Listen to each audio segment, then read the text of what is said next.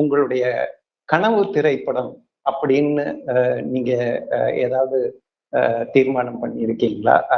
என்ன மாதிரியான படைப்பு நாங்க உங்களுடைய கனவு படமா நாங்க எதிர்பார்க்கலாங்கிறத நீங்க சொன்னீங்கன்னா மகிழ்ச்சியா இருக்கும். கனவு படம் அப்படின்னு அப்படி இல்ல. ஒவ்வொரு படமுமே இத ஜெயிக்க வைக்கணும் அப்படிங்கிற ஒரு படமா தான் நான் எடுக்கிறேன். நெறைய கதைகள் இத படமா பண்ணி பார்க்கணும் அப்படிங்கிற ஆசைகள் இருக்குது. இது இது எப்ப இது எப்படி பண்ண போறோம் அப்படின்னு. ஆக்சுவலா வந்து எதற்கும் துணிந்தவனுக்கு முன்னால சூர்யா சாருக்கு சொன்ன கதை வேற. ஓ! அது ஒரு மைக்கேல் மதன காமராஜன் மாரி ஒரு 5, 6 கேரக்டர் பண்ண வேண்டிய கதை. அவரு 5 ரோல் பண்ணிருக்காரு. செம்ம ஃபன்னா இருக்கும். ஓ! காமெடியோட. அது செம்ம ஃபன்னா இருக்கும். ரொம்ப ரசிச்சு கேட்கும்போது அவ்வளவு என்ஜாய் பண்ணி ரசிச்சு சிரிக்கிற ஒரு கேரக்டர். ஏன் மாறுச்சு? அது வந்து சன் பிக்சர்ஸ்ல வந்து அது வந்து இது இப்ப வேண்டாம். அதுக்குள்ள கொஞ்சம் பொலிட்டிக்கல் இருக்கு. அது அப்படிங்கும்போது அதுதான் அன்னைக்கு வந்து நம்ம வந்து என்ன பண்ணியிருக்கணும், இல்ல நான் இதைத்தான் பண்ணுவேன், அதுக்கான பேனர்னு நான் போயிருக்கணும்.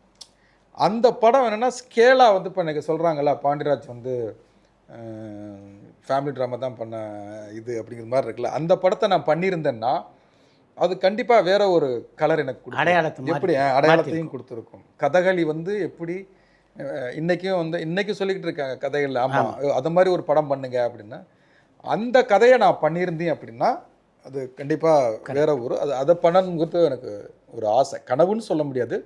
அந்த படம் பண்ணா என்னுடைய கலர் வந்து பெருசா மாறும். அது நீங்க எதற்கும் துணிந்தவன்லயே வந்து விமன் சேஃப்டி இன் டிஜிட்டல்.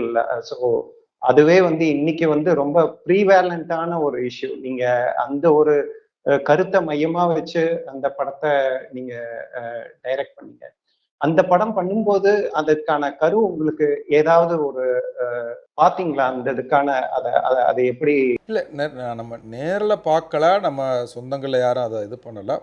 இது பொள்ளாச்சி இஷ்யூடைய இன்ஸ்பிரேஷனால் நிறைய கேட்டாங்க. அது கிடையாது. ஏன்னா அது இந்தியா லெவலில் வேர்ல்டு லெவலில் அங்கங்கே நம்ம பார்த்துக்கிட்டே இருக்கிற ஒரு விஷயம். ஸோ அதை நம்ம தொட்டு அதை சொல்லலாம் அப்படிங்கிறது தான் இதுவே வழிய நம்ம அனுபவித்ததோ இல்லை சொந்தங்கள் அனுபவித்ததோ அப்படி கிடையாது. நிறைய பார்த்துக்கிட்டே இருக்கோம்ல பேப்பர்களையும், அப்படி வந்தது தான் அது.